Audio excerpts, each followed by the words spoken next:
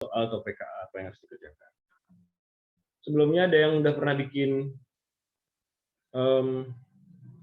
laporan keuangan pakai Excel? Sudah ada? Belum? Kalau belum, berarti ini pertama kali, mudah-mudahan bermanfaat. Gitu ya. Laporan keuangan pakai Excel itu sebenarnya gampang. Kenapa seorang auditor harus bisa bikin laporan keuangan pakai Excel? Karena akan ada beberapa momen di dalam hidup auditor itu di mana dia harus ngebandingin laporan keuangan yang dibuat oleh auditi dengan yang dia buat. Artinya, cara paling gampang buat ngebandingin adalah bikin ulang. Oke, di sini kita akan bikin pakai hal-hal yang sederhana aja. Saldo jurnalnya udah disediakan, chart of account-nya udah disediakan. Oke, kita lihat dulu nih jurnalnya.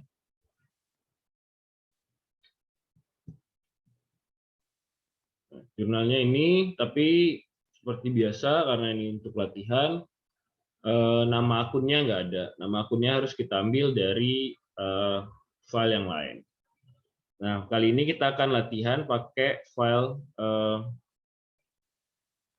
Excel dan CSV. Sebelumnya, sorry saya tutup dulu ya. Saya share ke teman-teman biar bisa sama-sama lihat.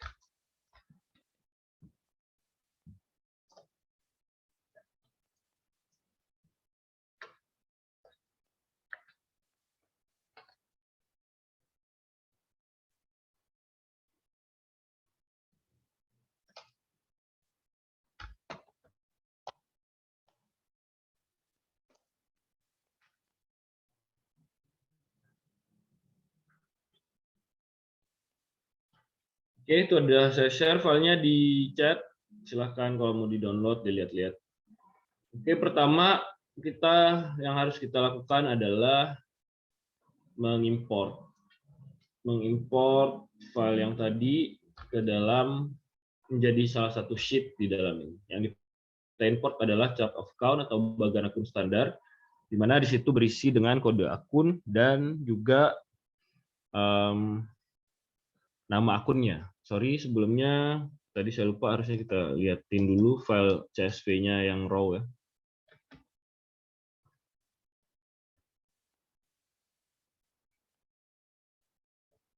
File CSV di beberapa Excel itu bisa dibuka langsung, tapi ada Excel yang nggak bisa buka file CSV. Jadi di sini saya akan coba buka pakai aplikasi text editor atau kayak Notepad++, apapun itulah yang kalian punya di laptop kalian. Sebentar saya share ya. Saya cuma pengen nunjukin beberapa elemen dari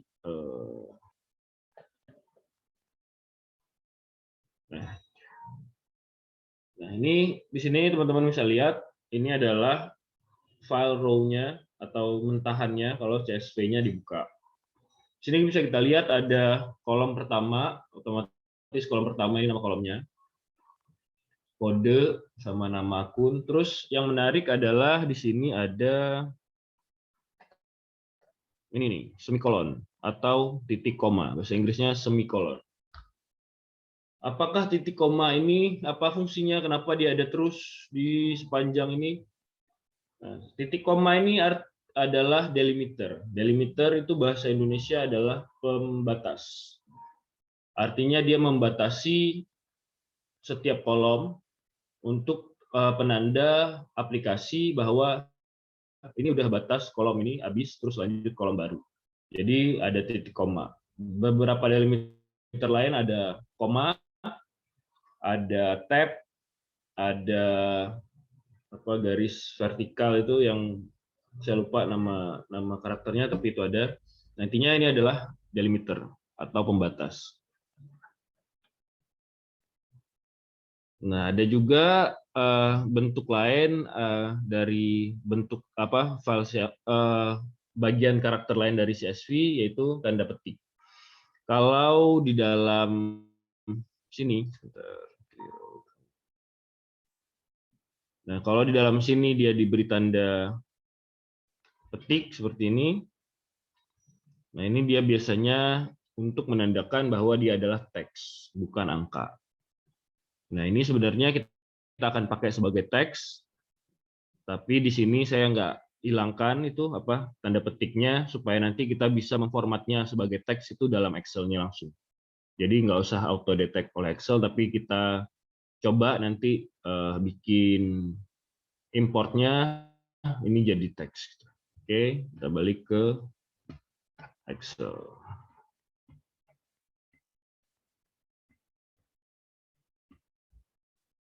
Nah, di sini kita bisa lihat kita butuh untuk membuka kode akun chart of account tadi. Di sini kita import CSV-nya, bisa kalian taruh sheet baru, bisa langsung otomatis tergantung versi Excel-nya. Tapi kalau di Excel saya 365 yang paling update itu kita bisa langsung import aja. Cara importnya adalah kita di menu data, terus di sini ada bisa dilihat kotaknya sendiri. Ini get and transform data. Di sepanjang kotak ini adalah fungsinya untuk konektivitas data dari eksternal ke Excel kita.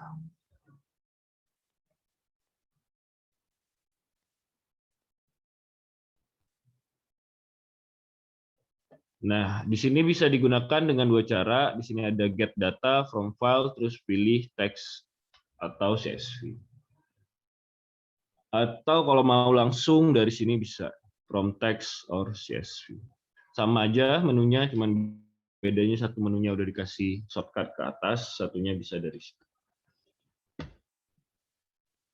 Kalau udah kita pencet, terus kita ke folder tempat yang mau kita lihat.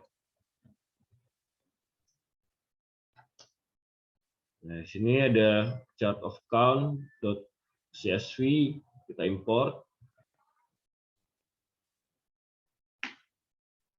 Dia akan muncul Power Query. Power Query ini adalah bagian dari Excel. Dia bisa membaca data dari luar. Nah, di sini bisa kita lihat ada udah dimasukin tabelnya kode sama nama akun, dua tabel. Nah, di sini delimiternya bisa dilihat dia auto detect, langsung tahu semikolon. Apakah bisa kita rubah? Bisa.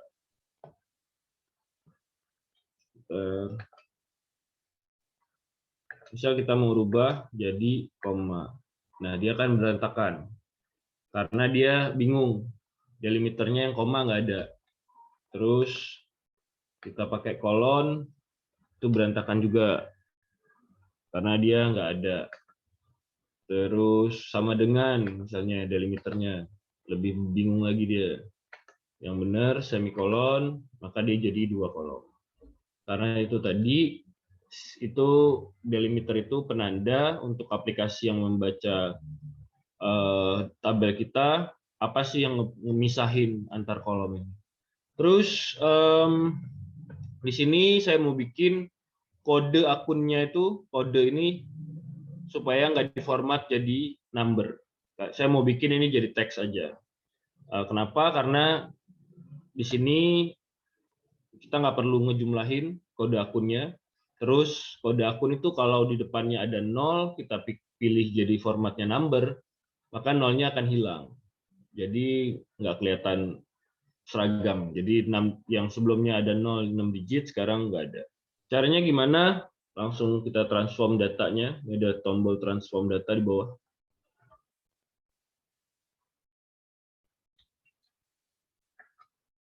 Nah, di sini kalian bisa lihat ada history. Excel ini udah ngapain aja nih.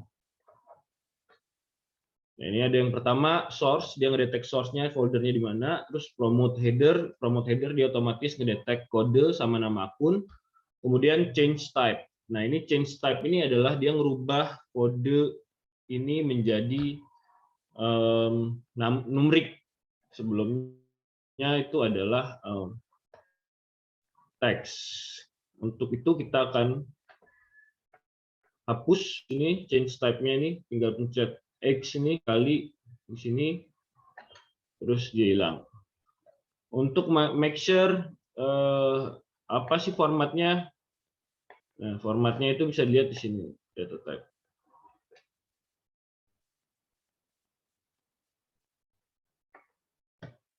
Ada banyak lagi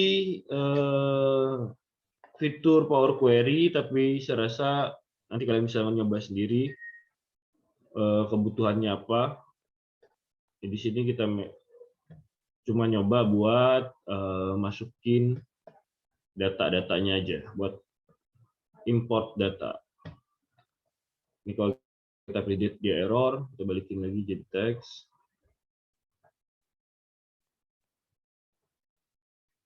Kalau kalian bingung, balikin lagi nih sini teks tetap. Coba-coba aja. Oke, kalau sudah tinggal close and load ini.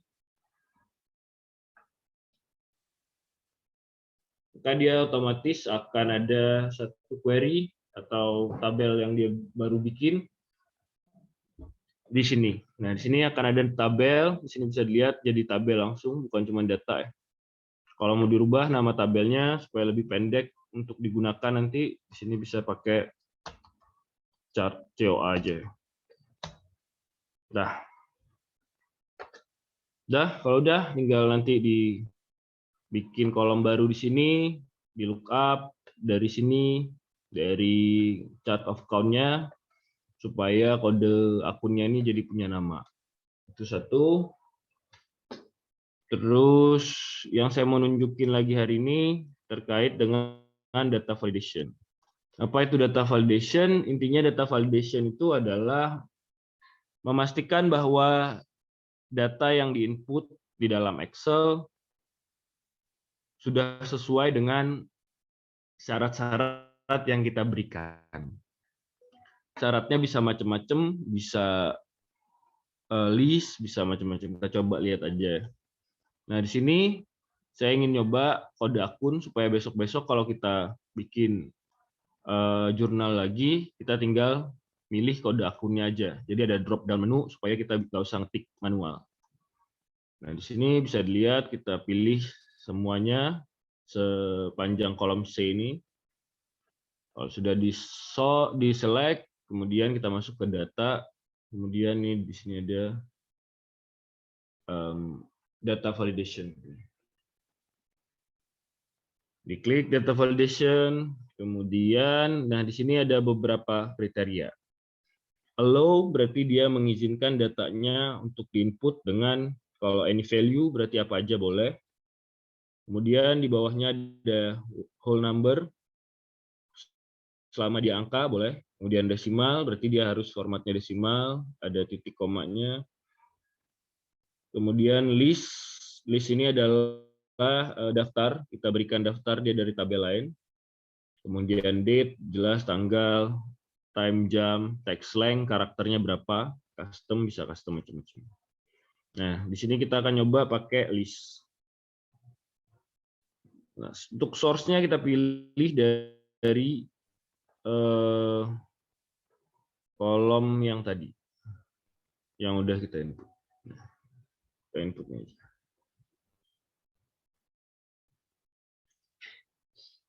Kita pilih dari sheet kode akunnya aja. Kemudian kalau sudah source-nya udah masuk, kita pilih OK. Nah, nanti kalau misalnya kita mau input lagi, dia akan muncul seperti ini, ada drop down-nya. Jadi kita nggak perlu ngetik manualnya lagi, kita bisa milih dari drop down. Oke. Terus untuk hasil akhirnya saya kasih contoh satu tugas kalian besok ini.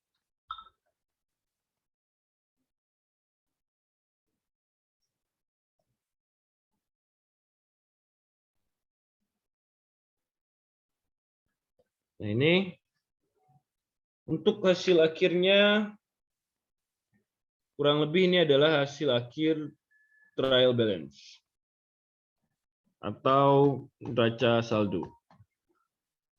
Neraca saldo itu intinya kita bisa ngitung saldo akhirnya dari satu akun. Jadi misalnya akunnya itu normalnya di debit, berarti kita ngitung saldo normalnya itu berapa. Yang paling sulit dari penjurnalan otomatis adalah untuk bikin hasil akhir ini. Nah, nanti tinggal di pivot aja. Silakan teman-teman lihat. Ada sedikit tips ini kalau mau dicoba, tapi kalau mau bikin pakai manual nggak apa-apa. Nanti jadi untuk laporan laba rugi kalian bikin aja, boleh manual, bebas formatnya kayak apa aja. Nanti yang penting angkanya adalah dari trial balance ini. Bentar. Angkanya adalah dari trial balance yang di sini. Tapi bedanya kalian harus copy paste satu-satu. Cara yang paling gampang yang bisa kalian bikin adalah di sini kalian pastiin dulu ini masuk ke laporan apa untuk setiap akunnya. Jadi misalnya kas kecil ini masukin ke neraca, kalian boleh bikin kode kalian sendiri, boleh kalian tulis neraca, atau kalian boleh bikin N. Kalau income statement nanti kalian bisa bikin dengan I, terserah kalian, yang penting kalian ngerti. Nah, karena ini tugas, tulis lengkap aja laporannya neraca. Untuk apa ini? Nanti waktu kalian manggil di sini, saat kalian manggil di sini, nanti kalian bisa konekin dia pakai ada keterangan di kanan ini bahwa dia masuk ke laporan apa. Nah, kolom itu nanti kalian bisa pakai di neraca saldo sini sebagai filter. Nah, ini saya contohin filternya keterangan aja. Nah, nanti kalau kalian udah bikin kolom itu isinya income statement atau neraca, nanti di sini kalian tinggal pilih aja. Jadi setiap kalian bikin sheet sendiri, pivotnya, terus kalian bisa filter. Nah, di situ nanti tinggal kalian proses aja, jadi nggak usah copy paste gitu.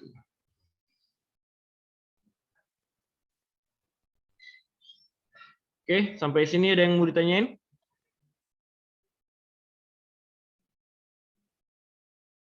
Nggak ada. Kalau nggak ada, silahkan dikerjakan aja dulu tugasnya. Kumpulnya besok kalian masuk jam berapa? Pagi, Pak. Besok dikumpulin sebelum masuk kelas aja ya.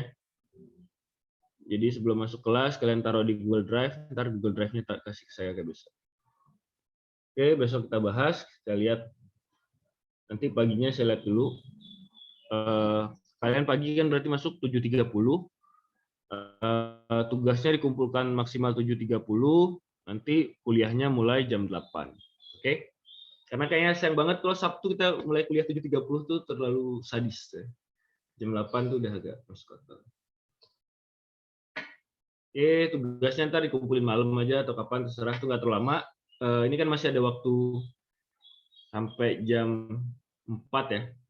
Dikerjakan aja langsung kayak sempet sih. Oke, kalau mau dikerjain ntar juga terserah. Pokoknya sebelum masuk ntar saya udah lihat tugasnya. Oke, ada yang mau tanyain? Kalau nanti baru tiba-tiba ada yang mau ditanyain pas ngerjain, silahkan aja. Tanyain aja pas bisa lewat line atau japri saya, bebas. Oke, saya rasa itu aja dulu.